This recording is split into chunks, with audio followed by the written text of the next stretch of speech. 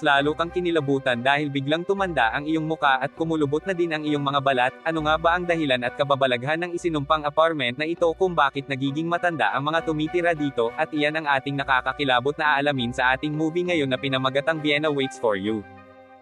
Sa simula ng movie ay ipinakita ang isang matandang gumagapang sa sahig, at pagkatapos ay itinali niya ang isang mahabang tali ng mga tela sa lamesa at inihagis niya ito sa labas ng bintana.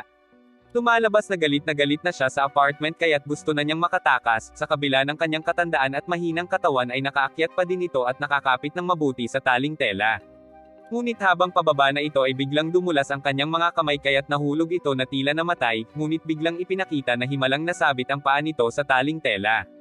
Sinubukan ng matanda na abutin ang sahig ngunit dagling hinila naman siya ng taling tela pabalik sa kanyang apartment. At pagkatapos ay biglang sumara ang pinto magmula noon. Ilang buwan ang nakalipas ay isang babaeng 25 years old ang dumating sa apartment ding iyon na ang pangalan ay Anna na gustong umupa. Kung saan ay binati siya ng manager na si Muller at ang kasalukuyang tenant na parang iba ang matandang tenant na ito kesa sa nakita natin nung una.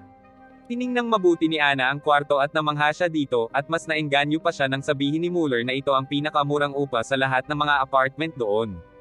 Bago pumirma sa rent agreement ay tinanong niya ang matanda kung bakit aalis na ito. Sinabi ng matanda na gusto niyang mag-travel sa buong mundo kaya't nagtaka si Anna dahil sa edad nito, ngunit naniwala pa din siya sa matanda. At pagkatapos ay lumalabas na bago pa lang siya sa lungsod na iyon at kasama niya sana ang kanyang ex-boyfriend. Ngunit hindi na naging maayos ang relasyon nila kaya't nag-iisa na lang siya ngayon. Habang ipinagpapatuloy ni Anna ang kanyang istorya ay biglang sinabi ng matanda kung gusto nga ba niya talaga ang apartment. Sumagot si Anna ng oo at iniabot ni Muller ang kontrata at nang pirmahan ito ni Anna ay ayaw naman sumulat ng ballpen kaya't binigyan siya ng ballpen ng matandang babae. Natila nagmamadali ang matanda na ibigay na ang apartment kay Anna. At pagkatapos ng deal ay dagling kinuha ng matanda ang kanyang mga kagamitan at masayang umalis na ito. Bago umalis ay sinabi ni Muller na tawagan lang siya kung may kailangan si Anna. Pagkatapos ay agad nang naglinis si Anna at nag-ayos na ng mga gamit sa loob, hinakot na niya ang kanyang mga kagamitan at pininturahan ang mga pader. Napakaalikabok ng loob at itinapon na ni Anna ang mga bagay na hindi na magagamit, pati na ang isang piraso ng tela na nasa itaas. Ngunit sa kanyang pagbalik pagkatapos magtapon ng basura ay nakakagulat na muling bumalik na naman ang lugar sa dating itsura nito. Tumumi ang bagong pintura, naalikabukan na naman ang mga furniture, biglang nabulok ang mga sariwang prutas at bumalik din sa itaas ang piraso ng tela. Nagulat si Anna sa pangyayari ngunit hindi na niya pinansin ito at inayos niyang muli ang lugar. Ngunit sa tuwing itinatapon niya ang mga basura ay nagiging makalat na namang muli ang apartment. At dahil sa patuloy na paglilinis ay nagsimula ng kumulubot at nang itim na ang mga mata ni Anna. Kinagabihan ay natulog siya sa upuan at pagod na pagod, biglang sumindi ang lumang radyo kaya't pinatay niya ito. Ngunit nang makita niya ang kanyang sarili sa salamin ay nalaman niya na biglang nagbago na ng husto ang kanyang muka. Kinaumagahan ay galit na galit si Anang nagpunta sa manager, pinagalitan niya si Muller dahil binigyan siya nito ng haunted apartment at binabawi na din niya ang ibinayad niyang deposito.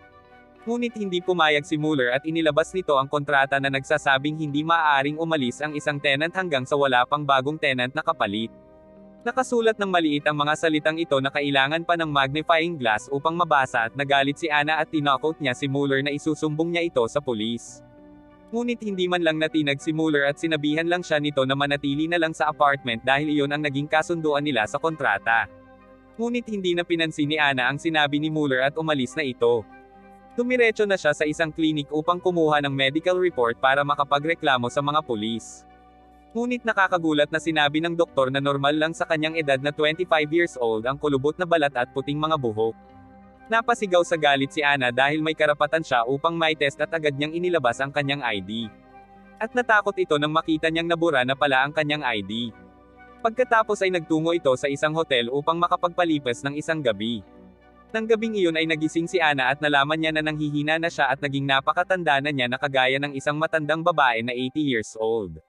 Dahan-dahan na nagtungo si Anna sa lababo kung saan ay nahulog ang ilan niyang mga ngipin.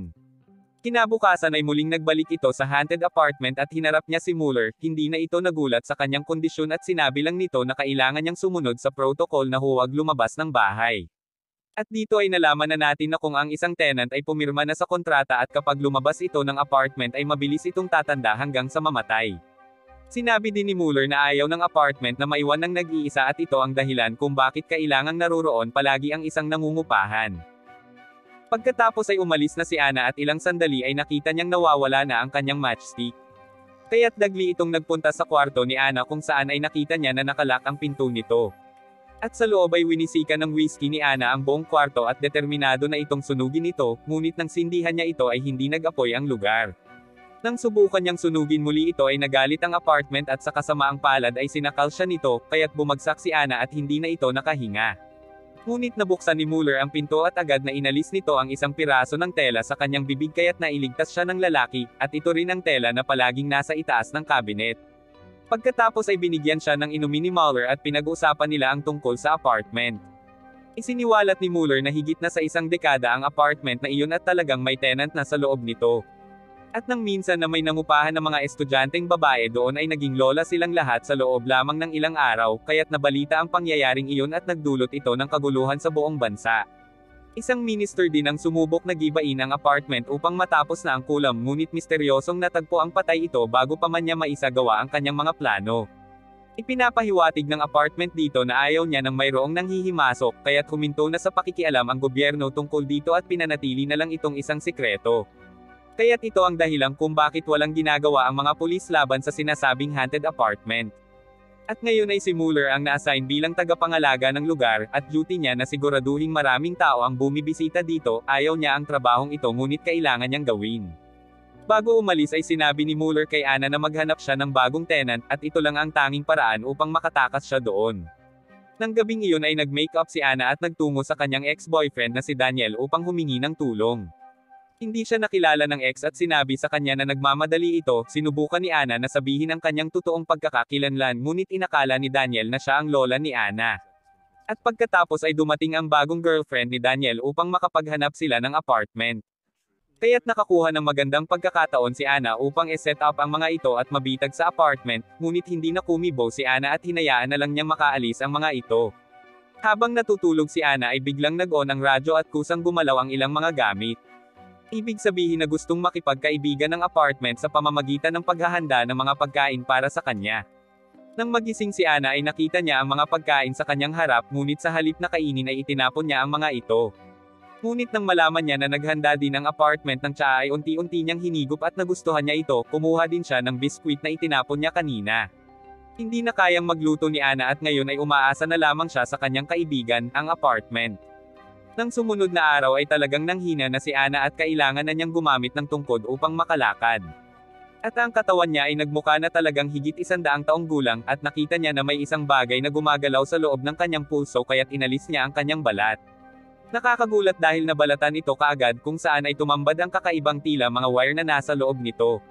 Alam ni Anna na malapit na ang kanyang kamatayan kaya't pinapunta niya si Mueller sa kanyang kwarto. Sa sumunod na eksena ay dumating ang dalawang magpartner upang umupa, at walang iba kundi sila Daniel ito na ex-BF ni Anna. At naengganyo ang mga ito dahil sa napakamurang upa at magandang furniture ng apartment. At ang mas gusto pa nila ay napaka-peaceful dito. Kaya agad silang pumayag upang pirmahan ang kontrata, at masayang iniabot ni Mueller sa kanila ang rent agreement at naghanda na si Daniel upang pumirma. Ngunit alam na ni Anna kung ano ang mangyayari at biglang bumalik sa kanya ang mga pangyayari kung saan ay nabitag siya sa parehong paraan.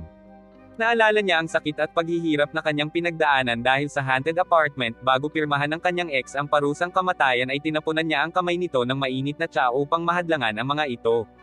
Sinigawan din niya ang mga ito upang mapaalis sa kanyang apartment. Kaya't di na kumibo ang dalawa at umalis na lang. At dahil dito ay nawala na ang pagkakataon ni Anna upang makalabas ng apartment. Maaari niyang mabitag ang kanyang ex at mabuhay ng ilang araw ng may kapayapaan at katahimikan ngunit mas pinili niya na huwag na lang gawin. At ipinapakita dito na naruroon pa din ang pagmamahal niya kay Daniel at handa siyang isakripisyo ang kanyang sariling buhay at tapusin na ang pag-ikot ng napakasamang apartment na ito. Nabigla din si Mueller dahil sa pagiging hindi makasarili at katatagan ni Anna. Bago umalis ay inutusan siya ni Anna na ilak ang pinto sa labas at huwag nang bumalik ng kahit ilang taon man lang. At umaasa siya na kung wala nang darating ay matatapos na ang pag-ikot nito at ang espiritu sa loob ng apartment ay tuluyan ng mamamatay. Pagkatapos ay nag-good luck na si Mueller at nagpaalam na ito sa kanya.